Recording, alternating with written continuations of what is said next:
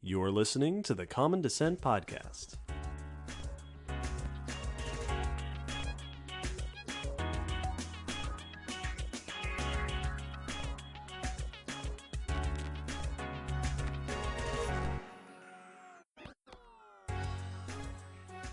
Hello, Will. Hello, David. Hello, listeners, and welcome to our second Patron mini-episode compilation. Woohoo!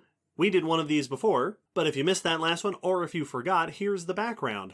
One of the rewards that our patrons can get for subscribing on Patreon at a particularly high level, Which we appreciate. is a mini-episode discussion of a topic of their choosing. We have a great time doing it. We think it's a really fun way to show our appreciation for our higher level patrons, and once we've gotten a certain amount of them in the bag, we like to put them together into a compilation for the audience at large to get to enjoy. We did one of these before with 5 patron mini-episodes. Here is part 2, batch 2, with another 5. Yeah, finally the sequel. The one you've been waiting for. These are not heavily researched discussions like our main series episodes. It's mainly just you name a type of animal you like, and we'll chit-chat about it mostly off the top of our heads for a little bit. So if you like hearing us talk about cool animals and stuff, this is the thing to listen to. In this compilation, you will hear us discuss the following topics. Crinoids, for Lewis. The dinosaur Acrocanthosaurus, for Will, not this Will, a different Will. Yeah, but it's still real cool. A slight deviation from our normal pattern, we do discuss the Hadean Eon, for Jordan. We discuss fainting goats, for Mike, with a special guest to help us out. And finally, you'll hear us talk about scabies, for Andreas. We had a lot of fun recording these. We hope you will have a lot of fun listening to them. And hey, if you really like this kind of thing and you've been thinking about maybe subscribing to us on Patreon, here's one more reason to think about it. I personally think it's very well worth the subscription. You would. I do. Well, without any further ado, let's just turn it over to us from the past, talking about a bunch of other stuff. Enjoy.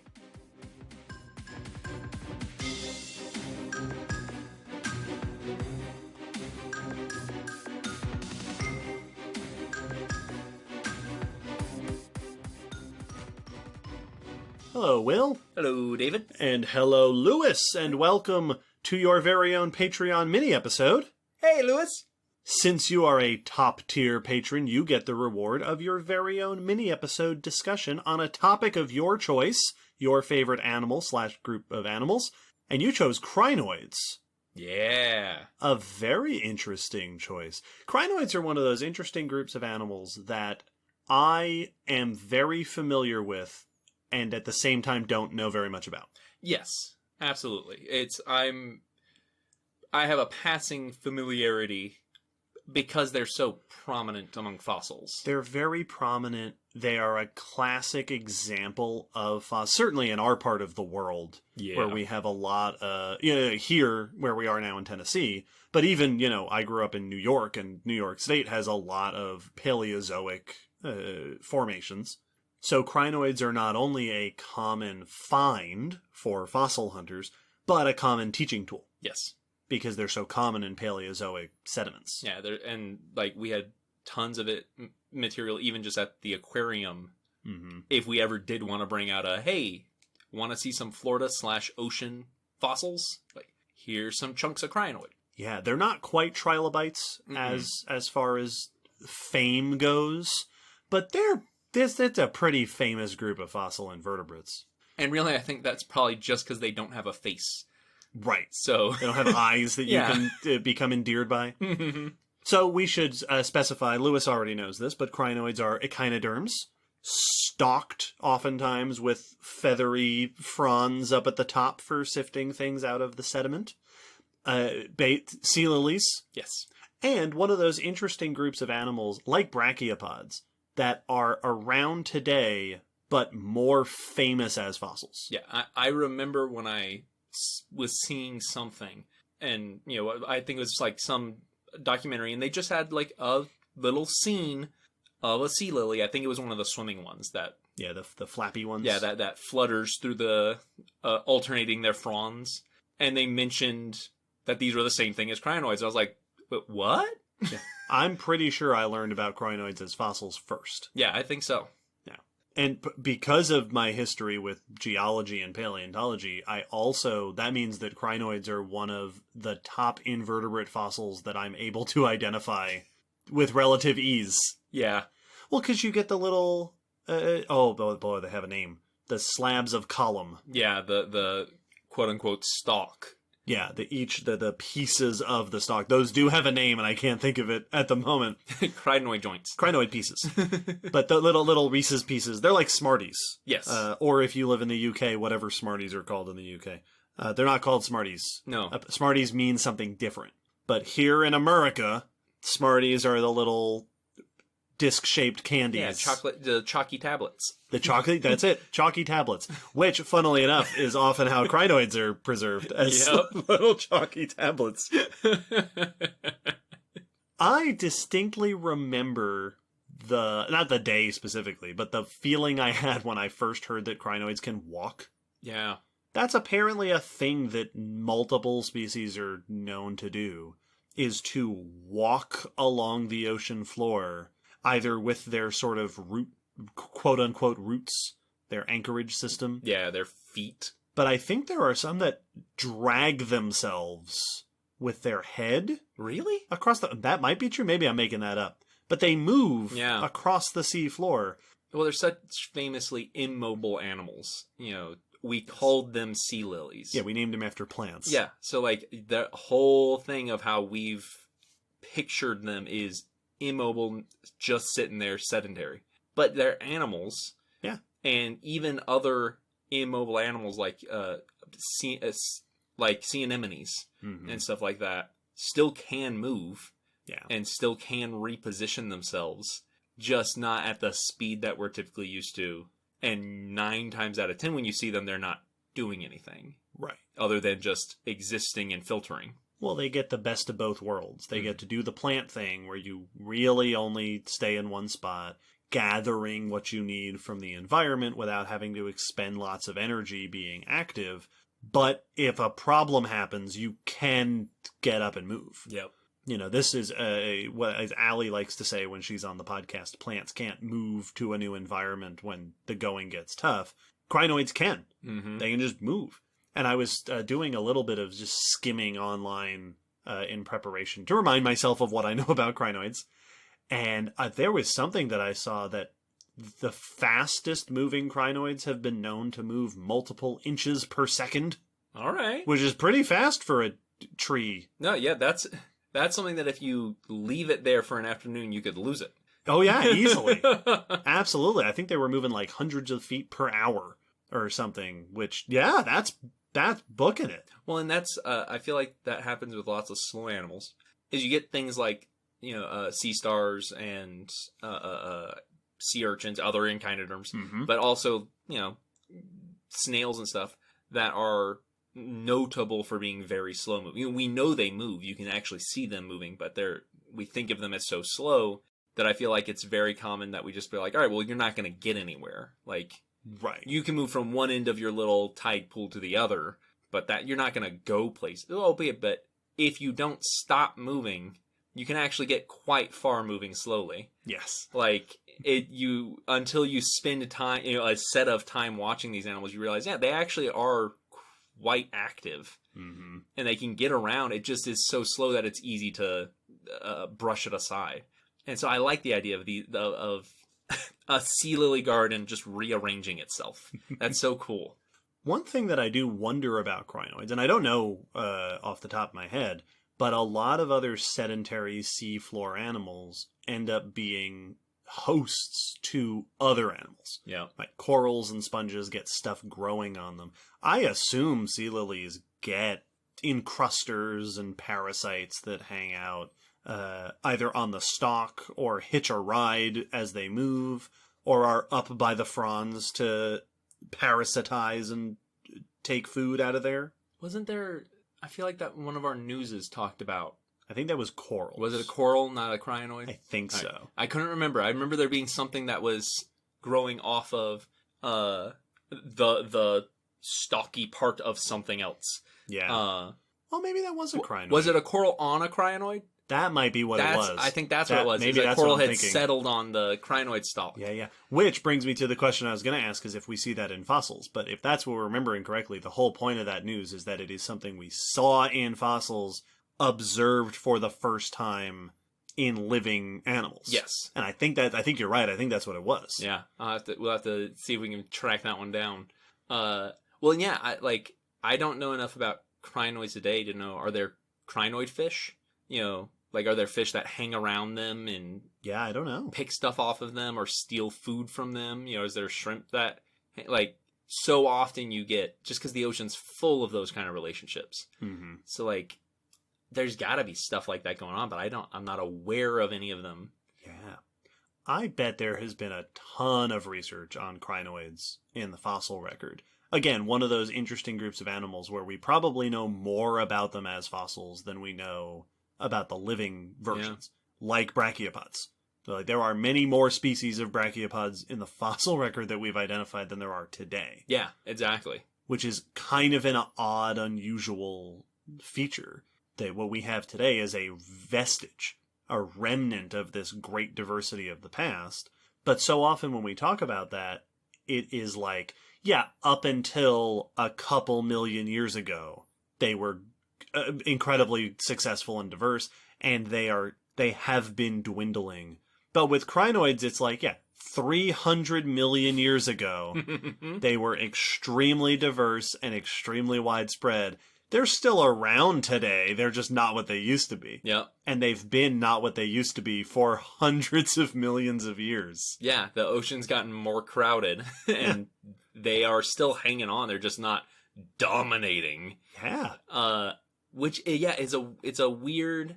So often we're used to either fossil groups disappearing or just having fossil members of stuff today. Mm-hmm. You get stuff like elephants where you had a wider diversity, Right. Than today, but it's not quite to the degree of crinoids today versus when their heyday. Right. Elephants are not most famous from the past. Exactly. And so it's an odd feature. It makes me wonder how different what is the diversity of crinoids today. Mm-hmm. Are there any crinoids who are doing something we haven't yet found in the fossil record? I think I remember reading somewhere that the swimming sea lilies, the sort of ones that flap through the water column, are either less common in the past or just not known very well from the fossil record. Again, off the top of my head, I don't remember I don't remember where I read that, so that might not be entirely true. And that could be a preservation bias. Right. If you're anchored to the ground, you're already where you need to be fossilized. Right. And you're going to get fossilized alongside the corals and sponges of the reef. But if you're floating around, right, that's not where fossilization doesn't happen in the water column. So there's lots of stuff that can happen to you between there and getting down and settling. Yeah. But man, the swimming crinoids are so cool. My favorite thing about them is the alteration, that they're switching between alternating arms. So it's just this conveyor belt of swimming motion. Yeah, it's not flapping all at once like bird wings. Or like a jellyfish. Right, yeah, it's just this undulation all around the side. It's constantly moving up and down. It kind of looks like those fractal arts, like screensaver type computer arts. Yes, it does. That just are folding in on themselves and constantly changing. They just are doing that through the water. Yeah. And it's mesmerizing. I love it. Oh, man. As of this recording, we have not done an episode on crinoids or on echinoderms, or any echinoderms for that matter. It is a glaring omission. Yeah, we talked about echinoderms on the episode of Spotlight where we had Dr. Chris Ma join us because he is an echinoderm expert. But other than that, we haven't had any echinoderm-specific episodes. Boy, sorry, echinoderms. Well, eventually, someday, I will be very excited to learn more about crinoids and other echinoderms because they're really cool animals. They really are. So thanks, Lewis, for giving us this opportunity to talk a little bit about crinoids. Yeah.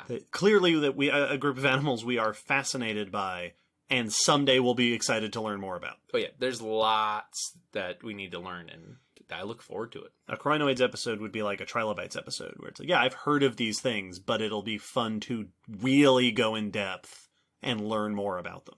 Well, it's one of those groups where, like, if someone else said, what's a crinoid? I could describe what they look like and what they do and a couple of the varieties. And they're like, all right, cool. How big do they get? Oh, I don't know. I have no idea. What are you talking about? Why would I know that? Do I look like some crinoid expert? Get out of here. Yeah, like, I know of them, and I know them, like, they're in my mind just passingly, but I don't actually know the extents, which is interesting. So someday, we will learn more. Yeah. Cool. Well, again, thanks, Lewis, for the suggestion, and thanks, of course, for supporting us. Thank you so much for that. As you do on Patreon. We appreciate it. We've had fun in this short mini discussion, and we hope you enjoyed it as well. We hope you'll continue to support us and keep listening, and someday we'll talk more about crinoids and echinoderms on the podcast. For sure. Yeah. Bye for now. Bye, Lewis.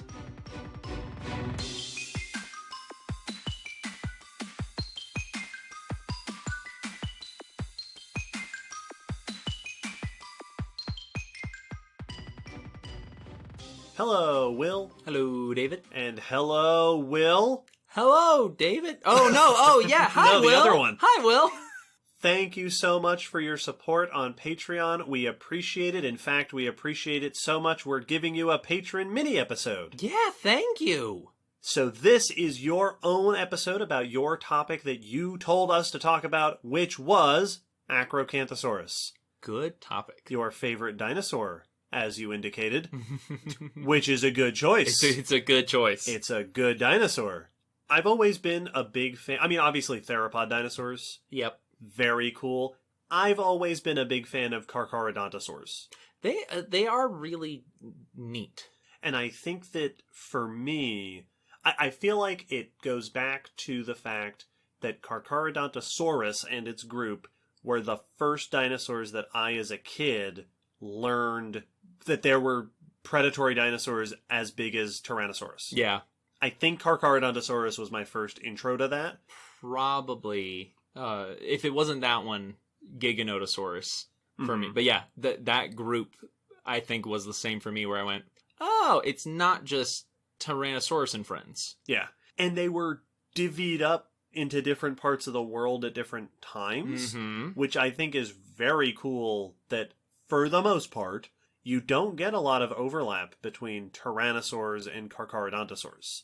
Well, I also like that you don't get the overlap, but also they also are notably different versions of a big theropod. Yeah. Like the face of Carcharodontosaurids is not a Tyrannosaur face. No, very different. And that's cool. That's a different group coming at being a big predator from a different angle, but getting just about as big. Yeah, and doing a different thing. Mm-hmm. You know, you say the skull is not the same as the skull of Tyrannosaurus. Well, yeah, the skull of Tyrannosaurus is built to do very particular things. Yeah. So they're even living differently. It's like Spinosaurus, yet another one, up to a similar size and obviously doing something different. Yeah. Acrocanthosaurus is fun because it bucks the trend of Carcharodontosaurs being mostly southern. Yes. Acrocanthosaurus is known abundantly from North America. Right here in Right, our it's hometown. Our own little Carcharodontosaurus. Well, it's not little, but our own personal Carcharodontosaur. In fact, I forget how big Acrocanthosaurus is. Oh, I looked stuff up, and according to Wikipedia, they can get up to, like, I think this was like one of the largest specimens, 11.5 meters or 38 feet in length, and an estimated weight of 6.2 metric or 6.8 short tons. Yeah. So, to clarify what I meant, I always forget how big it is. Mm-hmm. Not in that I forgot how big it is, although good to have the Yeah. stats. But what I meant was, it always slips my mind that it's huge. Well, I had that. I think of it as a smaller one. For me, it's not so much that I think of it as a smaller one, but when I was looking up notes to make sure I had all my info, that I was thinking of the correct dinosaur and all that good stuff, and it had a line of one of the largest predatory dinosaurs, I had to go, really? Oh yeah, it is, isn't it? Yeah. Yeah, you were one of the biggest ever that we know of, which is awesome, but yeah, it doesn't get advertised that way often, which is weird. Overshadowed by its couple of possibly slightly larger cousins. Yes, and the ones that have a history of being the more faint, like T-Rex is the historical big theropod. Spinosaurus is the flashy, weird, big the croc-shaped one. Yeah, the one that is the alternate build, Yes. like to the extreme. Like doesn't look like any of the others at all. So yeah, I think it just gets pushed to this, and it's not Giganotosaurus, which is the one that gets all the press. It's got the catchy name. Mm-hmm. Acrocanthosaurus, though, since it was later early Cretaceous North America, T-Rex before T-Rex. Mm-hmm. It was the T-Rex-sized theropod here in North America before Tyrannosaurs really had their heyday, which is a very... And on top of that, right, it's got the lineage of Carcharodontosaurs. Mm-hmm. It lived in the place that Tyrannosaurus later did, but it's got all those vertebral spines. Yeah! Kind of reminiscent of Spinosaurs, which is a fun melange of giant theropod traits. Yeah, I feel like it sometimes gets lumped in as the buddy to Giganotosaurus or Carcharodontosaurus, or like that's at least how I've seen it, where it's mentioned in a list with those other names. Right. But it is notable. It is unique. Yeah. It stands out. It is a weird enough one to you really can point at some unique things in it. And it makes me think about, we talked in the Spinosaurs episode back in 42 about how among Spinosaurids, it's not just the one with the giant sail. A lot of them had elevated vertebrae, the vertebral spines that were probably more of a ridge or hump along the back. And Acrocanthosaurus seems to be doing a very similar thing. It does look really like a Suchomimus kind of look. It does have a very similar, not quite a ridiculous fan, but they're not normal spines. They are notably elevated. It brings up similar questions of what exactly were you doing with that? Yeah. Was it just to make yourself look a little bigger? Was there some... I think I've seen it referred to as muscle attachment. I saw a couple of mentions, and evidently there's maybe signs on the spines of muscle attachment. Mm-hmm. So I saw one mention that described it as being like a bison's spines. Gotcha. And for like supporting the neck and the head.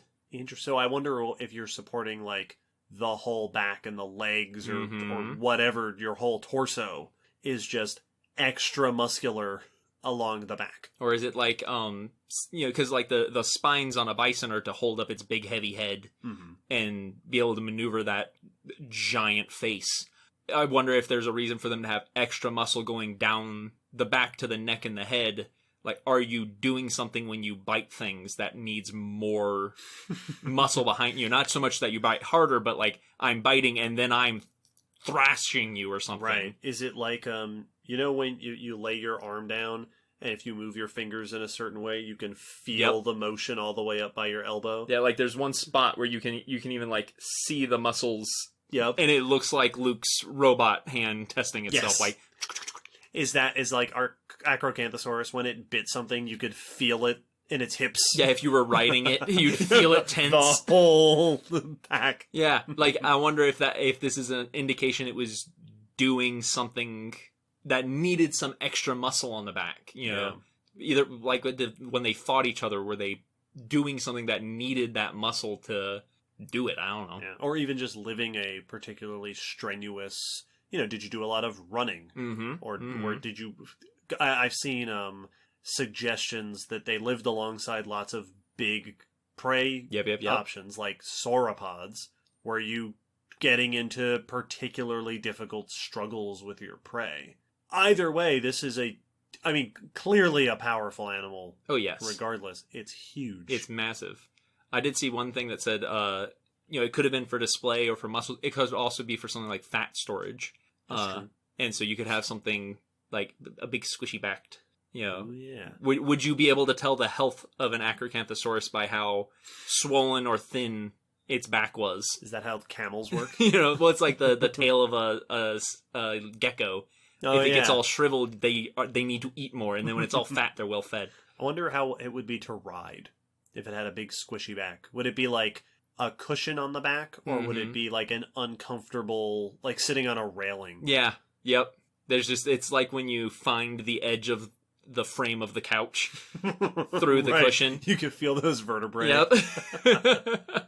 I was reminded in preparing for this discussion that my friend Mike Demick from Adelphi published, I think he's published a few times on Acrocanthosaurus. Oh, really? But he published a paper several years ago examining growth rates and growth patterns in Acrocanthosaurus. Cool. And I looked for it, and it's, I found, read over the abstract to remind myself. And this one's several years old. There may be newer ones. But yeah, he published a study that found bits of a juvenile Acrocanthosaurus, not fully grown, and was able to look at the bone histology to get a sense of how they grew and their growth rate and how long it took them to grow. And they had concluded that they grew real fast, similar growth rates as that we see in things like tyrannosaurs. Makes sense. Which suggest, and they say that in the paper, that this is a lineage that seems to have achieved gigantism by accelerating growth rates. Yeah, in a similar way to tyrannosaurs. Yes, that it's not that you extended your life and you grow longer, or that you extended the growing part of your life. It's not that, we just grow for 60 years instead of normal. It's that you have evolved to grow fast. Yeah, grow like crazy. Like a bird. Mm-hmm. Yeah. And that paper suggested that it takes them 20 to 30 years to achieve maturity. Which is... So reach full size. Yeah. Which is also fairly similar to tyrannosaurs. And humans... Which even always baffles me a little bit when something like that comes up and they're like, oh yeah, no, this 40-foot long animal reached adult size and, was done growing by about 20 years old. So if you were born at the same time as an Acrocanthosaurus, you both would basically be done growing and fully mature at the same time. And that seems like that shouldn't... why does it scale? That's weird. Well, and I've seen estimates. I've seen this for Tyrannosaurus. That suggestion, and I don't know if the growth rate looks similar for Acrocanthosaurus, but for Tyrannosaurs at least, they grow like we do, where it's slow in the early years and then fast through the teenage years, and then it slows down again as they become an adult, which means that it's not even like growing to 6 or 7 tons over the course of 20 years. No. Most of it's happening in the middle. They have a growth spurt like we do, which for an animal like Acrocanthosaurus, assuming that it grew a very similar way, I've seen articles and papers say this is the number of pounds they have to put on per week. Yep. To achieve that for years. Which I remember how much I ate when I was going through puberty. Right? As a young man. My family still... Yep. I have an aunt who still comments every time I get together for the holidays, and she'll be like, well, hide all the food, David's here. And I'm like, it's funny, I love it, it's great, but no, I can't do what I used to do. 30s now, not the same. Yeah, it doesn't work the same way. But back then, I can't even... I'm picturing from a zookeeper, like a person, an Acrocanthosaurus in human care with keepers who are having to maintain it when it hits puberty. Yeah. What do you even do? What would you say you need to take care of this Acrocanthosaurus? Well, we're gonna need a zoo. Yep, no, a living facility. No. Yes. A zoo. Most of the zoo. For food. So they're one of those extreme regions of life. Like Acrocanthosaurus isn't alone, but it represents one of the most extreme things life on Earth has ever done. A elephant-sized land predator. Yes. And I feel like it's, as we mentioned, it often gets overshadowed by its technically slightly bigger, rivals. Mm-hmm. And a lot of times when the big predators come up and people are like, Spinosaurus is bigger than T-Rex. All right, by a little. Yeah, little. And when you hear bigger, you're almost always referring to length.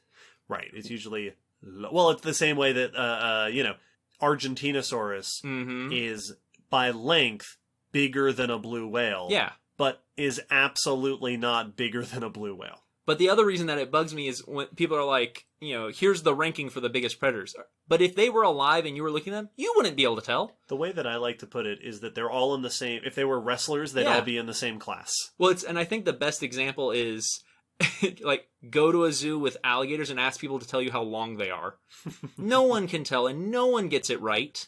And no one knows how to tell because you're not practiced in estimating the size of that animal. Well, there's also the important point to be made that we're going on the lengths of the specimens we've found. Yes. And they're all, once you're up to 40 feet long, what's an extra 5 feet here or there?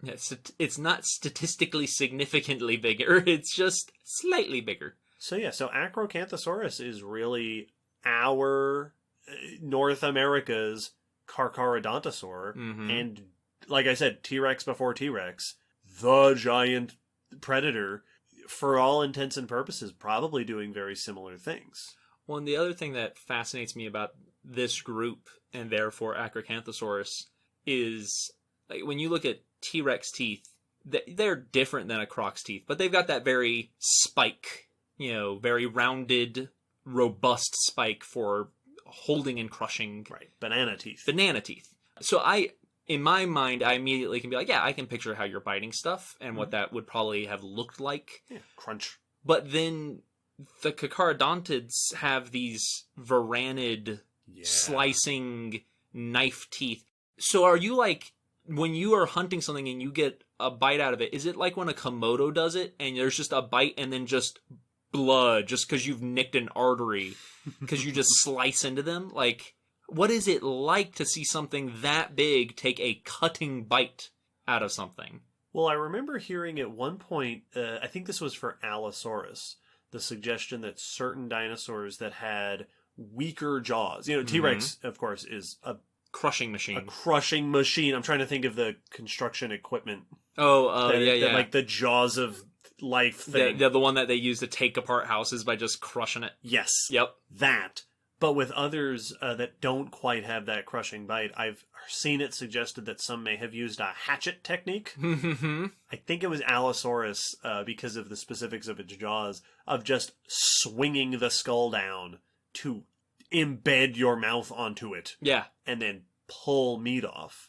So, and at that scale, they could have been doing all sorts of different things. What does a 6-ton Komodo dragon function like? Exactly. Well, and it makes me wonder if they were functioning like Komodo dragons. Like, if you were hunting stuff like sauropods, do you need to kill it and quickly like a lion kills its prey? Or can you come up, bite it on the thigh, and then walk off, but you took, 5 pounds of flesh in that one bite, so now it's slowly bleeding out. And so as it walks along, and this Acrocanthosaurus is tailing it for a while other Acrocanthosaurus one by one show up to follow it. Like, you'd assume that a predator that big has to be hunting differently than small, like, great whites, small sharks don't hunt like great whites hunt, sort of thing. Like, yeah, because it would be ridiculous for a bonnethead shark to be breaching, right? Because that's adorable. But if your prey is scaling in size, if your prey is still 5 times your weight, then why not hunt like a Komodo dragon and a bison? Yeah. Or buffalo. I've also seen it suggested places, and I don't know how much support this has, that sauropods may have been utilized for predatory grazing. Oh, yeah, yes. Which is the suggestion that a predator could walk up to a sauropod, take several pounds of flesh off of it, and then just leave. All right, see you next week. Yeah, I got my snack and I'm done. And the I've got my pound of flesh. Will heal. Because I think that that's something we see in the oceans. That there are, I think small sharks do that to whales. I mean, yeah, that's what the cookie cutter does. That's true. The cookie cutter is parasitic, but it doesn't attach. It just comes, nibbles, and leaves. Now, and I know that there are also fish that'll do that to other fish, like nibble fins. Just come over. I'm just taking a little bite. Yes, it's your living tissue, but sorry, I'm not here to kill you. Now, I don't know if that's a viable strategy for a 6-ton predator. And I also don't know how quickly a sauropod would heal. Like, Right. would they heal fast enough for that to actually be a viable long-term strategy? So I don't know what the likelihood of that is. Mhm. But there's no end to the discussion of what does an elephant-sized predator do to get its food and to live its life. Pray we never find out. Well, this has been a lovely little discussion. Thank you so much, Will, for making this request. Not you. I was going to say, aw. You're very welcome. I try. And thank you for your support of us on Patreon. We greatly appreciate We it. really do. We hope you'll continue to support us, listen to us, and send us episode requests in the future. No doubt there are more theropods for us to talk about in the main series episodes, so perhaps someday we will return to the topic of Acrocanthosaurus moving forward. Yes, it'll get a number. Oh, yes. It'll go on the list in my little brain Rolodex. Thank you so much. We will see you next time on the next thing we record.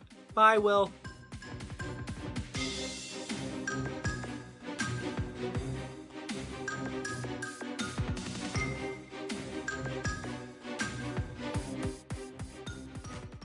Hello, Will. Hello, David. And hello, Jordan. Today, we're going to talk about that thing you asked us to talk about. Yeah. Thank you for your support on Patreon.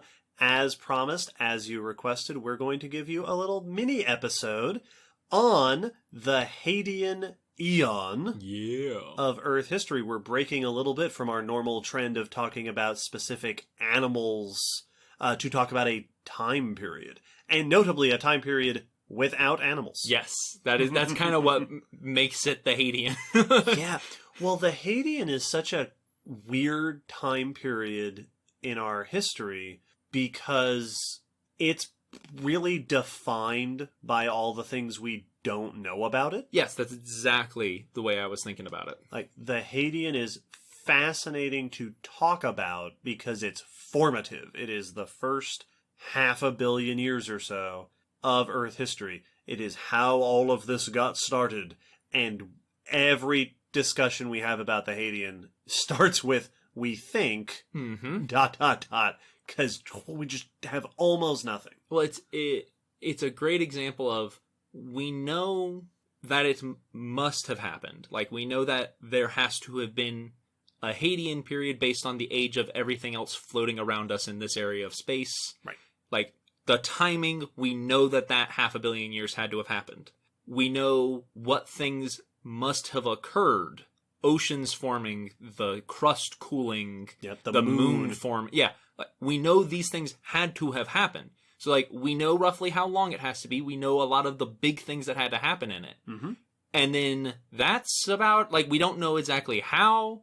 We have the timing on some things or ideas of timing, or at least had to have happened by this time because we have evidence that it had already happened Right. by this time. But yeah, it's all of those things. We know it had to have happened. We just don't know how specifically. Yeah, the Hadean is a strange time. Among the reasons why it's strange is that a lot of what we know about the Hadean comes from our understanding of other planets. Yes. Like, we look at what happened on other parts of the universe to infer what happened here on our planet. Now, I think, that the Hadean was originally introduced to basically cover the time before we had evidence. Yes. Originally, the idea was, yeah, when we started, the Earth was molten, and there wasn't, largely molten, and there wasn't a lot of stable material on the planet. Rocks yet. There wasn't continents or anything, so there isn't evidence for that stuff. And at some point, it became possible to preserve rocks, and that's where our evidence starts, and before that is the Hadean. Yes. Which is both not quite true anymore. No, we've found more stuff than that would imply. We have some mineral remains and some rock remains that are in that older than we used to have them. The oldest minerals on Earth are back to 4.4 billion years old. Yeah, those zircons. Yeah, which is practically the age of the Earth. Yes. And I believe now there is sort of a unofficial cutoff that the Hadean is generally about until 4 billion years ago. Yeah. That's about where it becomes the Archean. Mm-hmm. But even to this day, I'm pretty sure the official geological position on the Hadean is that it is an informal That's what I read as well. eon. Yeah. Because we define geologic periods by geologic evidence. Yeah, it's that we don't just define a geologic period or eon or epoch, a span of time to break things up evenly. We define it because there's something definitive about it. That Right.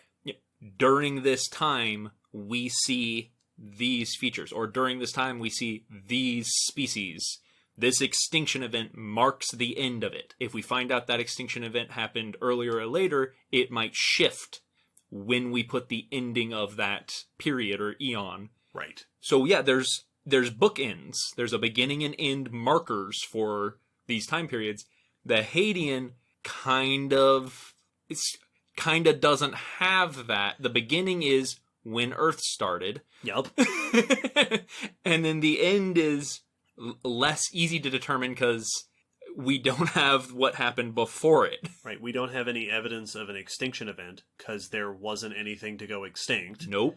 We don't have enough evidence to say that some major geologic shift happened because we just don't have a lot of rocks. Nope.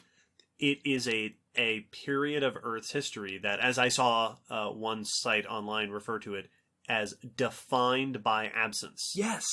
It's like darkness. Yeah, exactly. It is the absence of evidence for our planet's history.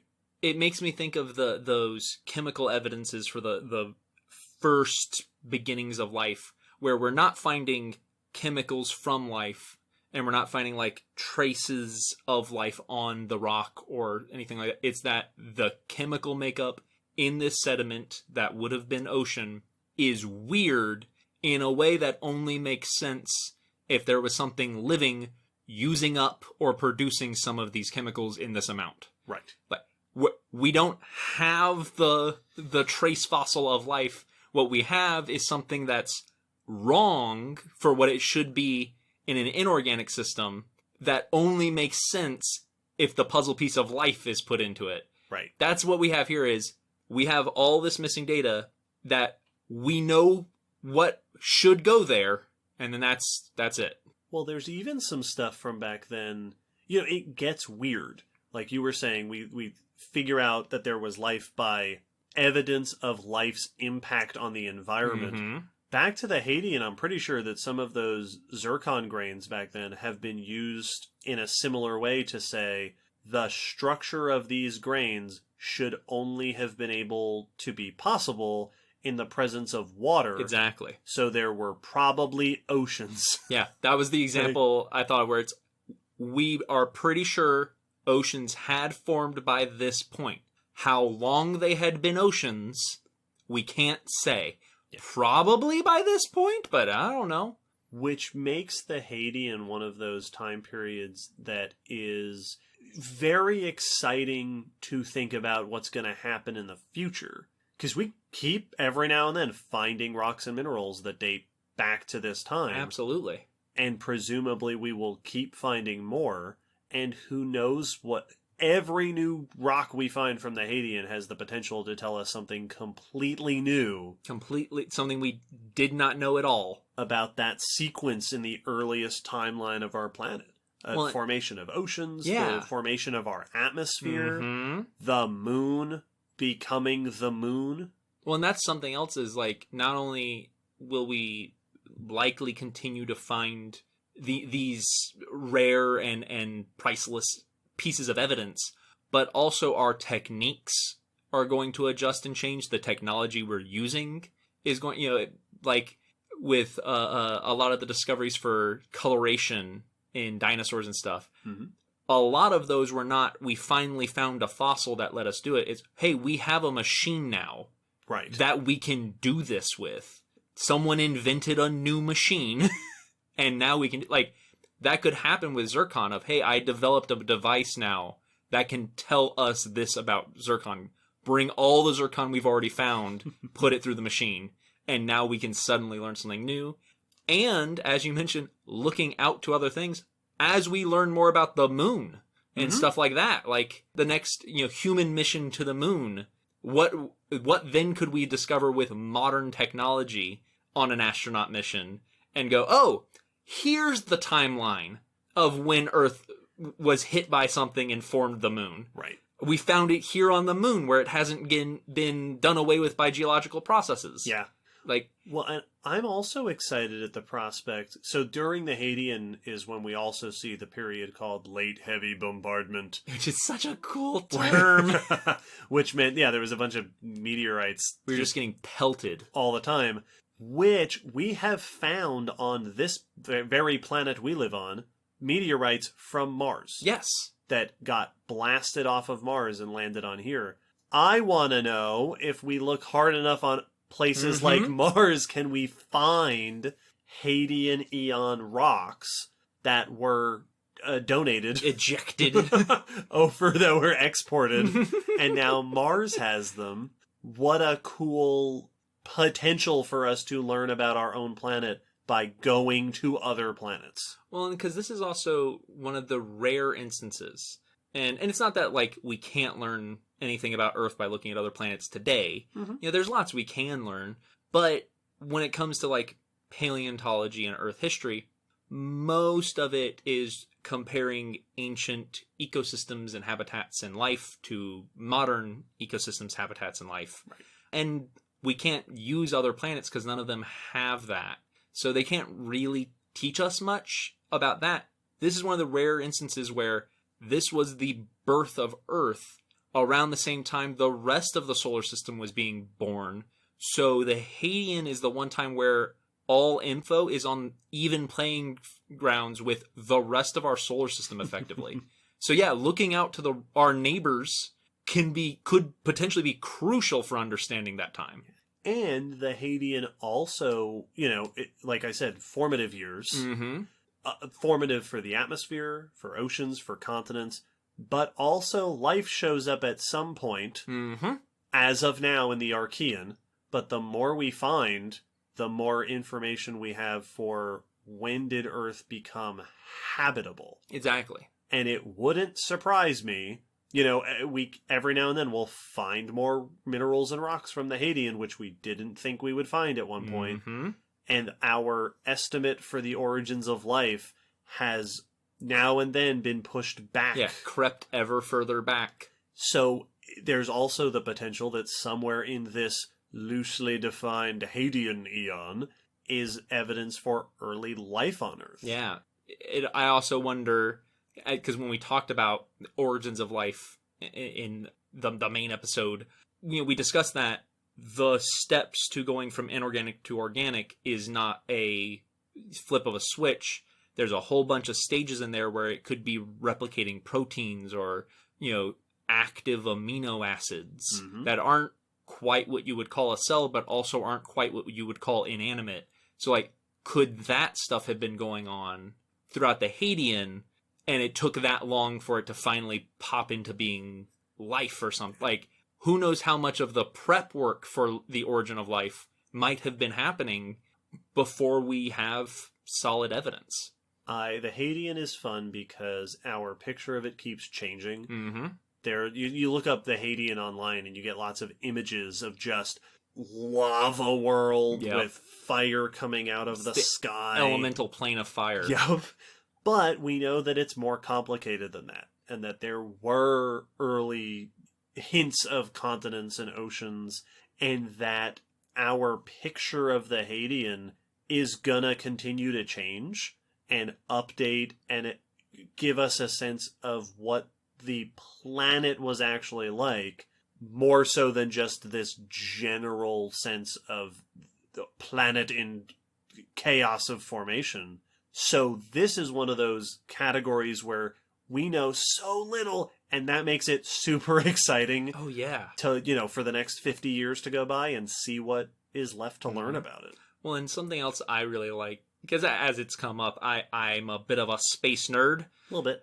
And things like the Hubble telescope and other space searching projects that are just cataloging the sky, I really love, because as our technology improves and our imaging gets better and all that good stuff, it's only a matter of time until we find a solar system and go, oh, hey, this seems to be a solar system in formation. Yeah, the Hadean Eon is happening on these exoplanets. Yeah, we won't be able to watch it happen because it's going to take 500 million years if our time scale is anything to go by. Mm-hmm. But over time, we may be able to go, ooh, this one has an accretion disk. And, it's nothing but the dust. Right. This one has a baby planet. We want to find enough exoplanets to make a flip book. Exactly. So this is a time period in Earth's history where we might be able to find the most information by looking as far away from Earth as we can. Which I can't describe how happy that concept makes me. That's so fascinating and amazing. There's just so much waiting to be learned. Jordan, this has been a real fun discussion. Thank you for suggesting it. Mm-hmm. Thank you for your support on Patreon. We hope you very will much continue to support us and listen to us and send us your questions and comments and requests. We haven't talked about the Hadean very much on the podcast. We touched on it a bit in episode 100. Mm-hmm. We touched on it a bit in our trip through time way back in the day. But perhaps we will return to it someday if it's something more people want us to talk more about. Yeah, I'm sure we've got to talk about the formation of Earth in more detail at some point. Yeah. Just what it entailed, because there's a lot of steps in there that I don't think it thought about often, so it'd be worth discussing. Lots of potential, but until next time, thank you one more time, and we'll see you later. See you around.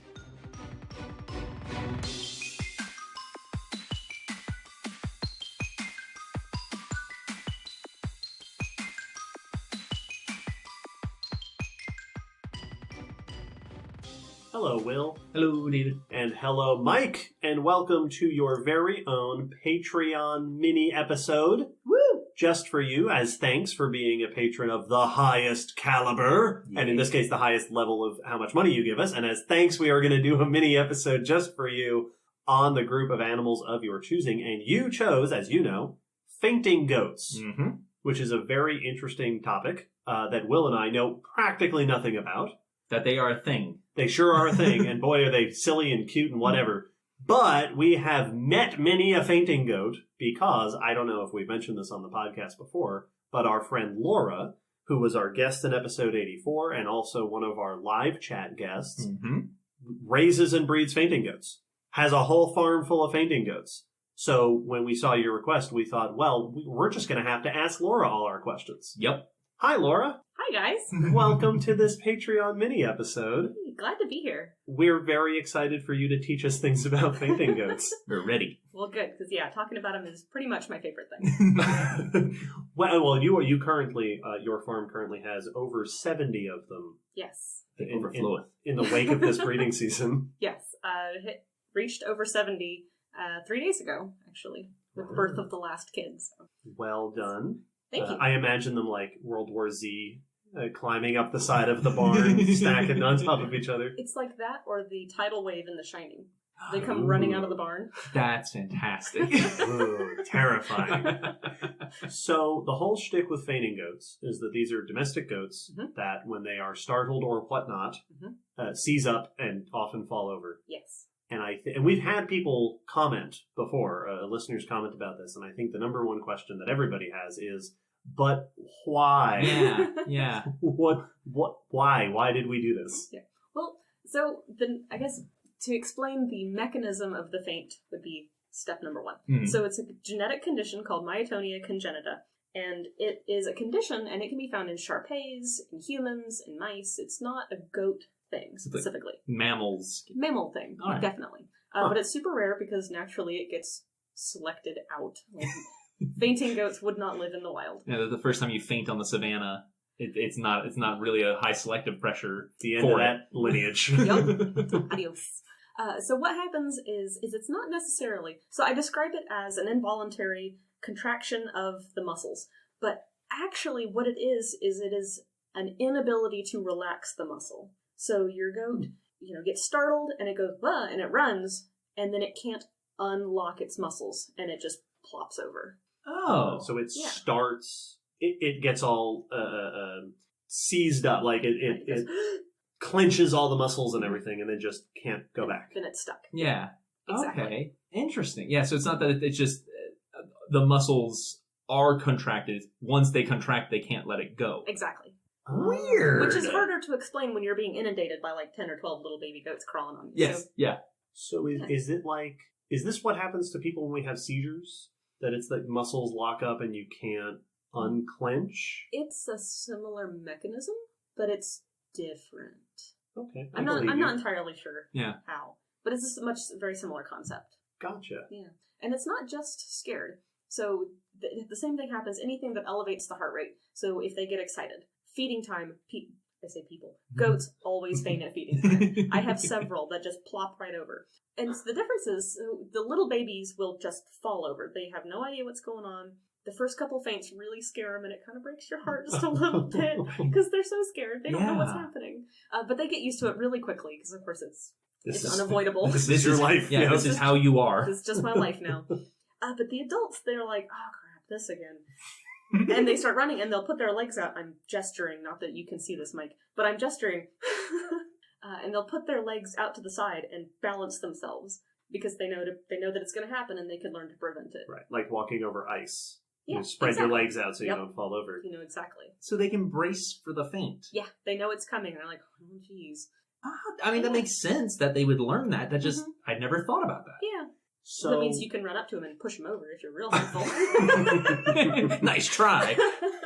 So I was gonna make a joke about them getting excited, and my brain went, "Oh, it's like the Incredible Hulk." Any sort of excitement, specifically the Incredible Hulk from the first Incredible Hulk movie back in 2008 in the MCU. And then I thought there's that scene in the Incredible Hulk where they almost have sex, but he can't because he says, "I can't get too excited." Did they seize up during like the excitement of mating? The very young bucks, their first time, usually will. And sometimes the does, their first time. The first time, you can usually get them. Yep. Yeah. After that, they're usually pretty good. But yeah, people ask about like planes flying overhead because we live right next to the airport. Anything that's got a slow build to it, they're fine. Right. But like fireworks will get them. Surprises. Yeah. Yeah, surprises and excitement. Like because we visited your goats the other day, and I was holding one of the babies and went to put it down, That's and yeah, right. just the act of transitioning from my hands to the ground was enough for them to seize up just for a second. Yep. Or even jumping will do it sometimes. Yeah. So we had one that jumped up onto the trailer and then fell over. Wow. Which does make them the easiest to contain goat. Because you see all these YouTube videos of goats on the roof and goats climbing up and doing all this parkour. Fainting goats don't do any of that. Yeah. Because they can't. They'll just fall over. Yeah, if you got too high and then seized up. It was not a good time. Yeah. Mm-mm. Huh. I guess they can't like try to escape particularly well. Nope. If you they're not going to run away from you.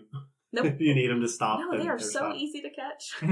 I imagine I guess not a sheepdog, a goat dog would have a real easy time with fainting goats. Oh, yeah. Well, the trick is you'd need a dog that could then pick them up and bring them to you. Drag it back. Get some herding Great Danes. Thoughts for the future. Yeah, there you go. So I guess coming back to the original question, Yes. who did this and why? Oh, okay. So yes, this is not a natural thing. This, of course, would not survive in the wild. So the breed was not necessarily discovered, but it's attributed to the first 4 goats were 3 does and a buck that belonged apocryphally. There is no written evidence to prove any of this, but the accepted knowledge is this gentleman named John Tinsley in the 1880s, I think it was, came down maybe from Nova Scotia, ? And he came down to Murfreesboro. It's in the Giles County, Lawrenceburg area of south central Tennessee. It's like directly south of Nashville, that little area. And hung out for a year, sold his weird fainting goats to some guy. The name Dr. Mayberry gets thrown around a lot. I can't find any information on him. And there's also a legislator, Mr. Good, who I can't find any information about him either. These all sound like code names. Right. Names have been changed to protect. Are we playing Clue? Now, yeah, it was Colonel Mustard in the library with the goat. So then either this Dr. Mayberry or this Mr. Good, the legislator, then proceeded to breed the goats. And they were like, oh, well, the kids do it too. It's not just these 4 goats, it's even the kids, so it's a genetic thing. Therefore, it's a new breed. And so it was originally just, decided that it was a breed in, I think, 1930. And then it fell mostly out of favor. It was just this tiny little handful of goats in Podunk, Tennessee that no one knew anything about until the 1980s. And people went, whoa, these are hilarious. So, the reason that people continue to breed these goats, the way back when, and again, this is apocryphal, there's no proof for this, is that you would keep your goats, you keep these weird goats as, there's no nice way to say it, bait. Yes. That's what I always heard. You have your valuable food stock, your sheep, your cows, your pigs, your whatnot. You've got your valuable animals, and then you've got this weird, cheap goat, and you put it in the flock, or your herd, whatever you have. Coyote pops out of the woods, your fainting goat becomes your quote-unquote sacrificial lamb. And then your valuable animals are kept safe. Everybody runs away except for the animal. And the goat's like, wait, me too, me too. Oh, no. That we have bred to not be able to do that. Yup. Yeah. That's what I had always heard, and I didn't know how much, so if that was just the solution that, or the answer that made sense, or if there was actual... Because again, there is no written documentation of any of the history of fainting goats. The first record of them in history, like in written history, is on Christmas Day of 1929. There's a thing called the Naples Report, and it's this one guy saying, here, there's this weird legislator in Tennessee with some weird goats. And he said it was, the way he described it, was they fall down in an epileptic fit reminiscent of strychnine poisoning. Oh no! Yeah. It's just picturing the interviewer being like, okay, I guess that's the way we're going to describe it. All right, and you feed these to animals in the wild. It's funny, because it is simultaneously ingenious and horrifying. Yeah. If that's the case. Well, it's like those birds that have, the 3 babies, and one is always the one they decide not to feed. Yeah. It's that thing of like, oh no, we're going to have 2 kids, but we're going to hatch 3. I don't want you to explain more. That's enough. So you're saying that the origin, putatively, is, so the story goes, is in this very state that we are in Tennessee? Yes. That's cool. One of the very few goat breeds native to the U.S. and the only one native to Tennessee. So so they're called landrace breeds, and they're also heritage breeds, and this and that. The landrace breed just means that it's not, like, there are not these strict rules that the goats have to fit into, not like with dog breeds, where there's, the ear must be 4 centimeters and the blah, blah, blah. The fainting goats can come in any color, most sizes, different kinds of hair, and, there's lots of variations. As long as they faint, they're a fainting goat. Is this something that, I don't know how much crossbreeding with goats there, is this something you could breed into other variety? There's a whole big crossbreeding thing. So, myotonia is actually recessive. So when you cross a fainting goat with a different kind of goat, they hardly ever faint. Right. Rarely. But the thing about the involuntary muscle contraction, or lack of relaxation, whatever you want to call it, a contraction, because it's easier. Muscle contractions means that they have a higher meat-to-bone ratio of any other breed of goat. And they tend to be super heavily muscled. So a lot of people will breed them with, like, your classic meat breeds, your Kikos, your boar goats, your big, heavy production breeds, to put more meat on them without making them quote-unquote inconvenient because they faint. Huh. Weird! Yeah, I've sold a couple of bucks to a guy trying to just put some meat in his herd.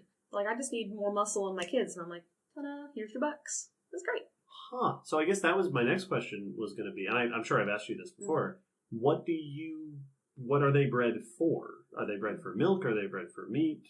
Presumably it is no longer the accepted custom to breed them as sacrificial cannon fodder for the wildlife. I've never heard of anybody doing that in real life. Yeah. Okay, cool. Recently, which is good. It also seems like a huge gamble. Like, oh, yeah. Like, you gotta hope the coyote's hankering goat. Yeah, exactly. Like, it has to faint when the coyote shows up. The coyote has to go for it. Mm-hmm. There has to only be one predator there to hunt it. Yeah. Like, it seems like there's lots of ways that the fainting goat could just happen to make it through. Yeah.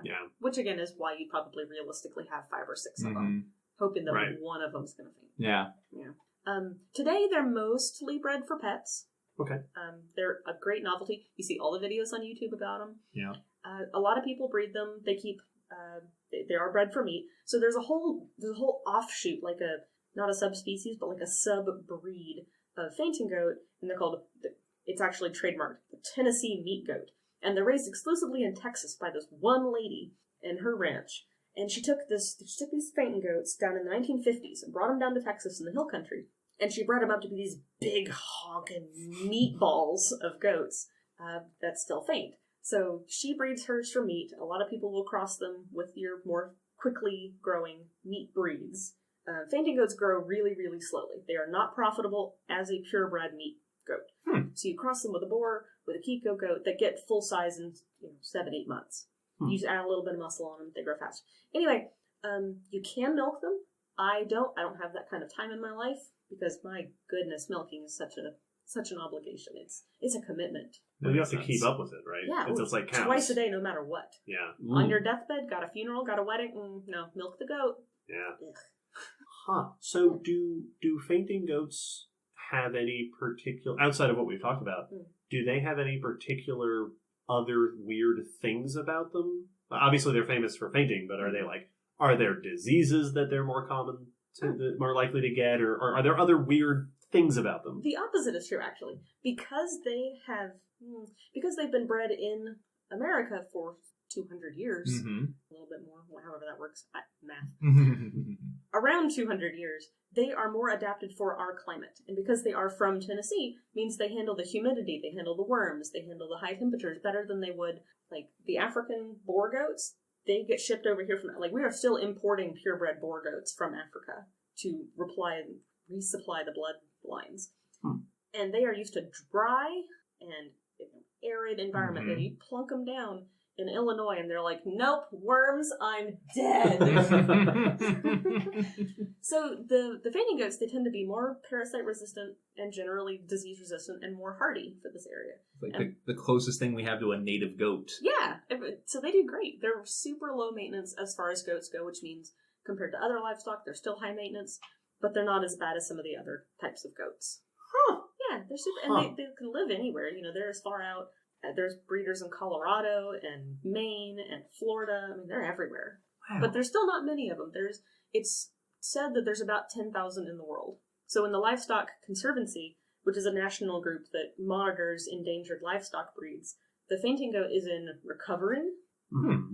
They were, up until 3 years ago, they were in the watch category. We're keeping an eye on them. But now they're in recovering because with the advent of YouTube and everything, they're popular now. Yeah. More people are aware of them. Although they still aren't super aware. So if you Google a fainting goat, one of the first things that comes up is, are fainting goats real? Yeah, they are. Makes sense. Yep. Yeah, a lot of people have never heard of them, which is weird because they're such a huge part of my life. I forget that other people have never even heard of them. Yeah. Well, and they're ridiculous.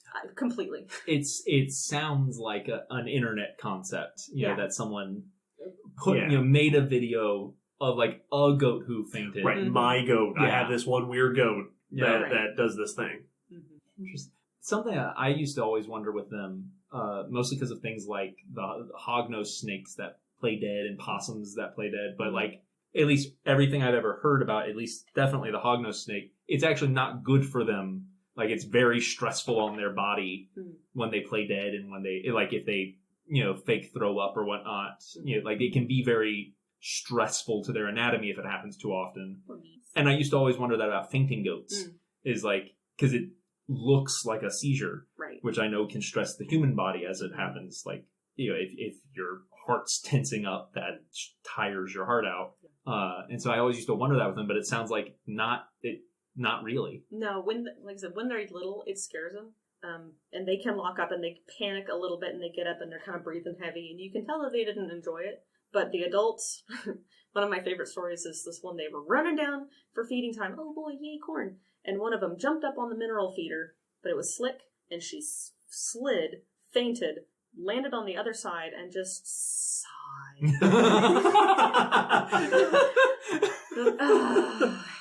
Fine. Well, I imagine it would be if you ever had sleep paralysis? I never have. I hear stories though. I've had sleep paralysis twice ever, and it is extremely uncomfortable. It's just a real bad, it's real awful to be telling your body to do something and your body going, nope, I disagree for no apparent reason.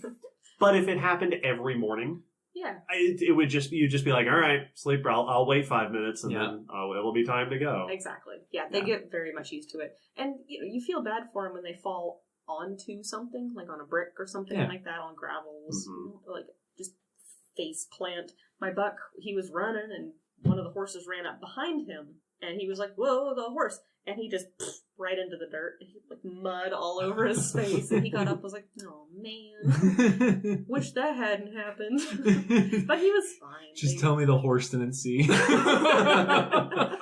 I got to imagine, I mean, goats are also kind of built for crashing into things. They're like the all-terrain animals. Oh, yeah. They're 4 low constantly. Yeah. Yeah. So, like, I have to imagine that falling, especially, and your goats are not big. You know, they're like a couple feet tall. Yeah, I'm 65 to 100 pounds max. So falling over onto something hard is both not much of a fall, and also you're a goat. You're kind of built to get hit by another goat. Yeah. It's like when you watch a little kid wipe out. It's like, fine. It's fine. If we don't make a big deal out of it, they'll be fine. Yeah, you fell 50 centimeters. It's going to be okay.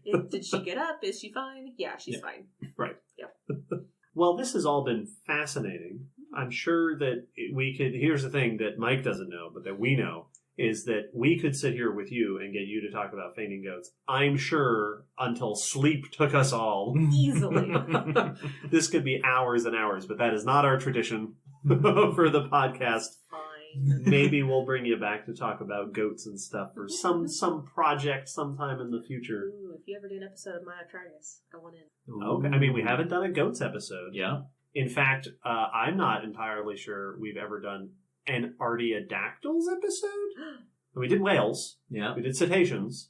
But I think that's the only Artiodactyl we've ever done. We did horses. Yes. Right. Which I guess those are the 2 ungulate episodes. Is that? I think that's it. Unless I'm forgetting something. Y'all Which is are not ungulate people. we are. Well, it's funny. We are beholden to the list. Yeah. And it's interesting because the request list is very biased in that regard. Like, yes, we've got, we do a lot of episodes of XYZ, but like, we have the list of mammal requests, for example, is roughly the same length as the list of dinosaur requests. Because, people request the things they want to hear about. So we haven't gotten, that's not to say we have none. There are requests for Artiodactyls. Yes. But so not yet. We'll see. Okay. We'll keep you up to date. You're ready. All right. Well, with that, we're going to go ahead and wrap this up. Mike, thank you again for your support. Thank you again for requesting this. This was a fun opportunity for us. We didn't have to do anything. We just brought Laura over and we learned a ton. Learned a whole bunch of stuff. We hope you have also learned a whole bunch of stuff. And we hope you'll continue to listen and support us into the future. And with that, I guess we're about done. Thanks for joining us, Laura. Yeah, thanks for having us, Mike. Great topic. I love it. Bye for now. See ya.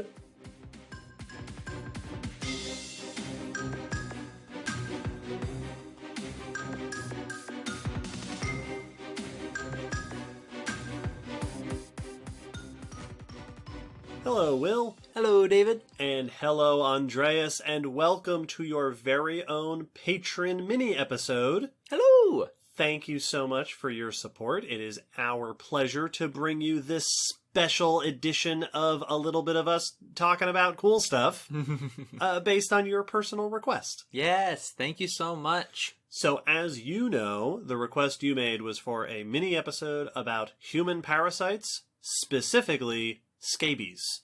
Delightful. Wait, just what a glorious, happy little topic. Although I will say, cool choice. Mm-hmm. Just because really, parasites, of course, big broad topic, and scabies specifically means that we get to talk a little bit about arachnids. Yeah, we do. About a mite, a specific kind of mite. And this is interesting for me because for all of my appreciation of arachnids and things, I don't know very much about arachnids. I know decent amounts about, like, the arachnids we think of when we say arachnids. Yeah, spiders. Yeah, spiders. I know less, but still enough about scorpions, because I like arthropods, so I like learning about them. But then you get the mites, and every single time I'm like, oh yes, those, and technically too, I guess. Yeah. And so I don't know a lot about mites. I always think I know logically that there are many, many, many, many, many species of mites, Oh yeah, they're ridiculous. but I don't think of it that way. Well- In my head, they're categorized as mites, Yeah. and then that's as far as I typically get. I think the thing that makes mites so crazy is that they cover like the micro ecosystem food web of like you have parasites like scabies, Mhm. the itch mite is what I saw it called. Yeah, and there's even Sarcoptes scabii, Yeah. as I've seen it described online. Yep. You have like parasitic ones, and then you have ones that just like live in your scalp and eat your dead skin, or Right, like detritivores. yeah, like live in your bed. Like I've heard like the weight of our pillows increases throughout our life because of all the mites that live in it. Yeah, I've heard that. Gross. Yep. It's your bed buddies. And then you have like predatory ones that eat other mites. Mm-hmm. And so like they hit every category, and they're everywhere. Like, is there an ecosystem? There are mites for it. Is there an animal? There are mites for it. Yeah. And it's just it's like water bears. It's like tardigrades. It's just they're everywhere, and it's kind of easy to forget that there's probably a mite for that. Yeah. Well, and they're extremely successful. Mm-hmm. Like, this makes them one of those kinds of animals that is very successful, very good at what it does, but doesn't often come to mind because A, they're so minuscule and you don't see them. Yeah. And B, because what they do isn't pleasant to think about much of the time. I was about to say, like, typically you just don't notice them, even when they're doing something that's gross, like eating our dead skin that we've shed all around our room. Just our little microjanitors. Yeah, like, ooh, that's super gross, but you don't notice it. It's not like it's not like your room starts to smell like mites because of all the mite farts. Or does it? Right? Is that just what rooms smell like and we don't realize? But then you get ones like parasitic that the only reason we notice them is because of the symptoms of them living on or in us. I did a quick Googling for scabies mites just to see what I could learn for myself. I learned that there is the human itch mite, human scabies, is specific to us, but there are other scabies mites. Yes, I saw that. That go after, dogs and cats and other animals. Evidently, the ones for dogs and cats is one of the causes of mange. Oh, interesting. Is one of the, at least one of the sources I saw mention that. I think on us it's mostly rashes and crusty skin. The pictures I saw, and I think one thing even described it, they look like really irritated pimples and dry skin. Mm-hmm. Like, it makes these, I don't know if you'd call them welts, but they're like active bumps on, at least on some of the pictures. Like, yeah, very gall-like. Well, I learned in my searching that there is a severe form of scabies that you'll specifically see, if I believe it said, in people who are immunocompromised. Gotcha. Or have some other condition. And the way that was described is that they have particularly gross skin rashes and crusty skin. And the way that, I think this was the CDC website I was looking at, the way they described it was thick crusts of skin containing lots of mites and eggs. Yep. Particularly rich in these mites and eggs.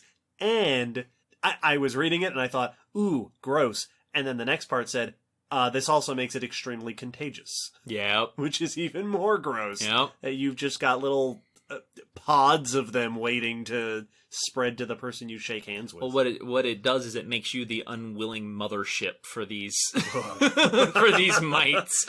Gross. Well, and I glanced at the Wikipedia page for it just to get an idea, and the picture for, I don't remember if it was the first picture or the second picture, but for the scabies mite page had a picture of an affected skin area. Ooh. And it had like a circle of dry skin, and it was like the dry skin is because of the mites being there, but the a lot of the redness and flaking is because of scratching.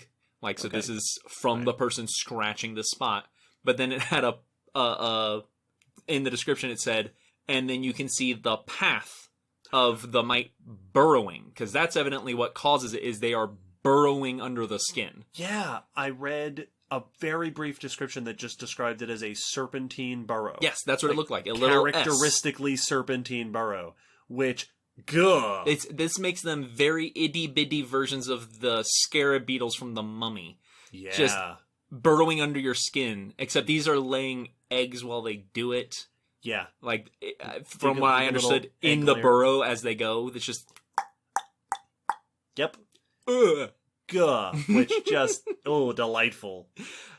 Speaking of parasite specialization, one of the interesting things that I saw on that website was that they are... Well, we think about parasites being specialized to their hosts. Yes. And absolutely it makes sense to me when it's something like an animal that lives inside you. Yeah, like it's a very specific environment. Yeah, this is the only place you can be. Well, apparently these mites are so specialized to living in our skin that they can survive 1 to 2 months, reportedly, on us, but no more than a couple of days not on a person. Wow. Like, there was a whole section on the CDC website that was basically, how do I deal with them if I discover that I have them?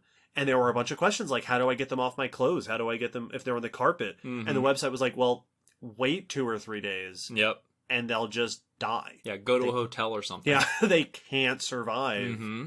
off of a person, which is extreme specialization in a way that I don't typically think of for ectoparasites. Although I guess if you're in the skin... Well, yeah, this is one of those weird ones where you start ecto, but then you become an endo. Yeah. Like, it's you actively burrow into us, and so this was be maybe close to the mesoparasites that I found a mention of, where you're at the barrier between endo and ecto.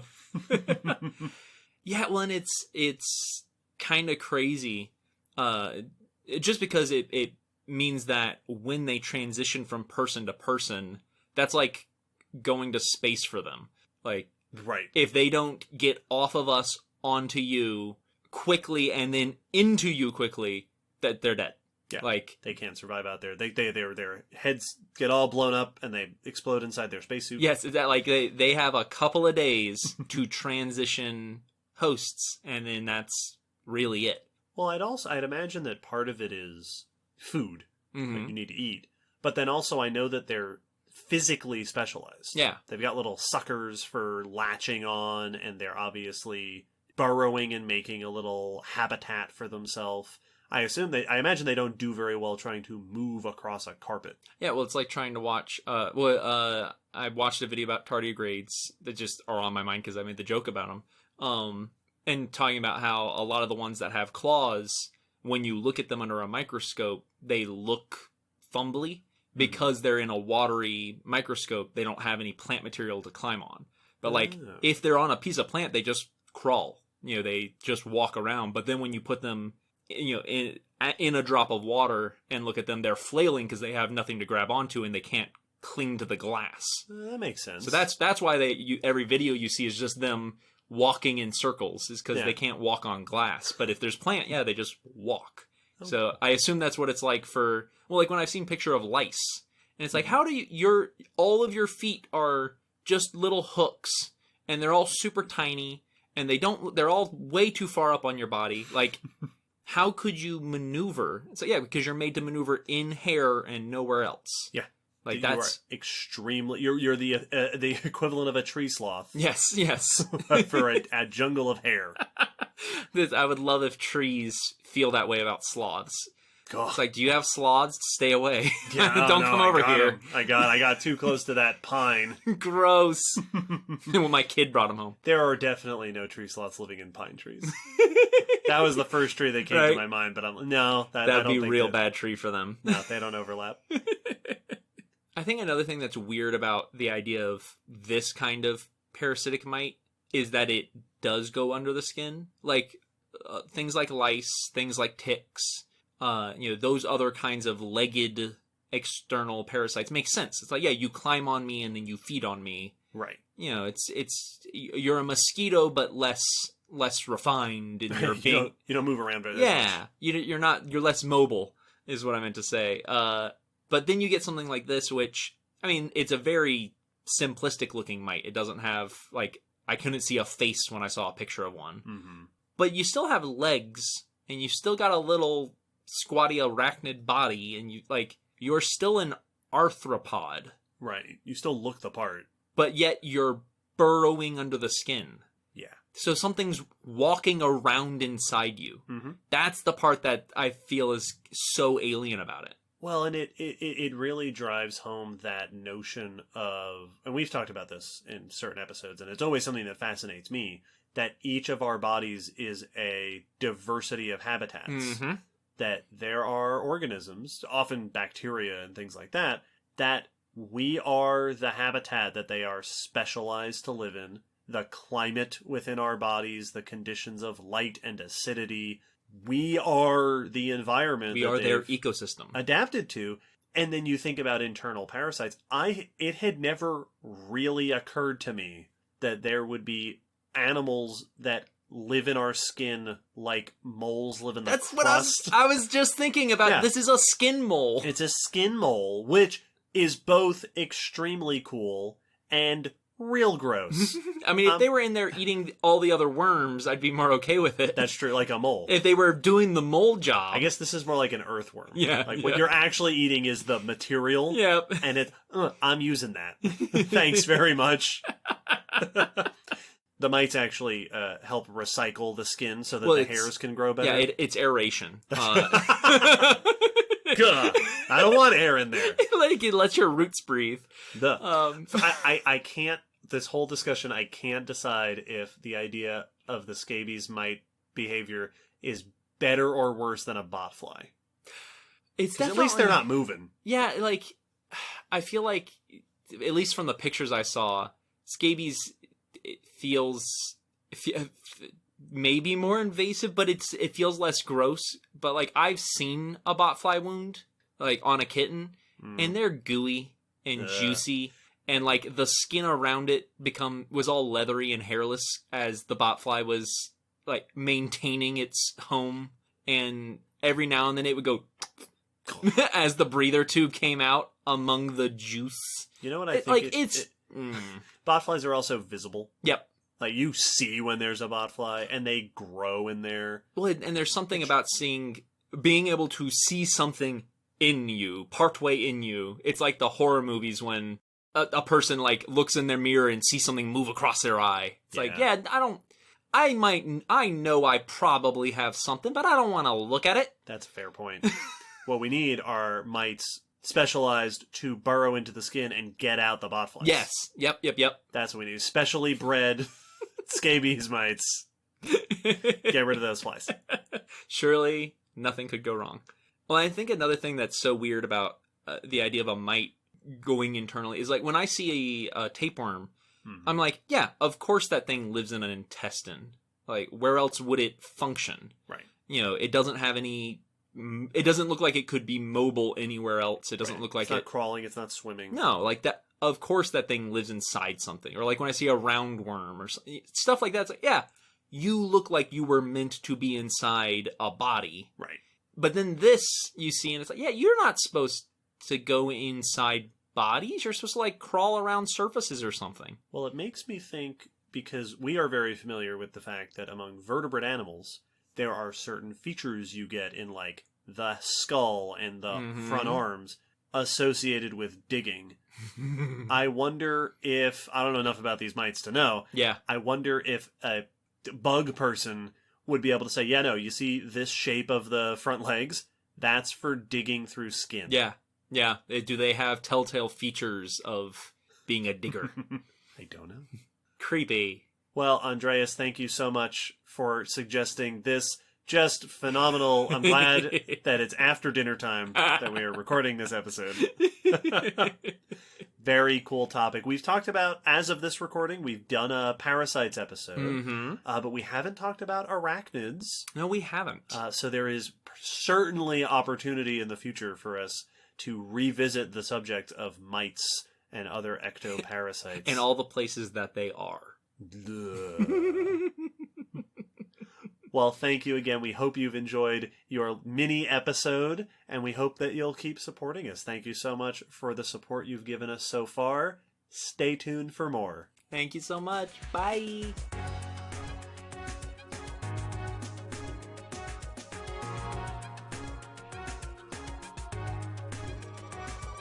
Thanks for listening to the Common Descent podcast. You can follow us on Facebook, Twitter, YouTube, and check our WordPress blog for pictures and links after each episode. Huge thanks to our patrons whose support helps keep this podcast running and who get access to bonus goodies on Patreon. The song you're hearing is called On the Origin of Species by Protodome, which we found at ocremix.org. Thanks again for listening. We hope you'll join us next time.